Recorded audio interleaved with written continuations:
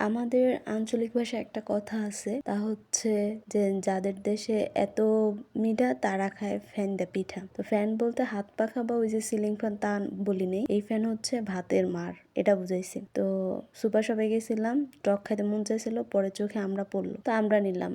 আমরার দাম হচ্ছে 5 রিয়েল 83 হালালা। তো 5 রিয়েলে বাংলাদেশি টাকা কয় টাকা হয় এটা নিশ্চয়ই যারা সৌদি আরবে থাকে তারা নিশ্চয়ই বুঝতে পারছেন এবং বুঝতে পারবেন। তো সেটাই ভাবছি আর ভেবেই এই কথা বললাম যে যাদের দেশে এত মিঠা তারা খায় ফ্যান দে পিঠা, মানে এখানে 5টা আমরা আছে, তো সেটাই ভাবতেছি আর এই জন্যই এই কথা বললাম।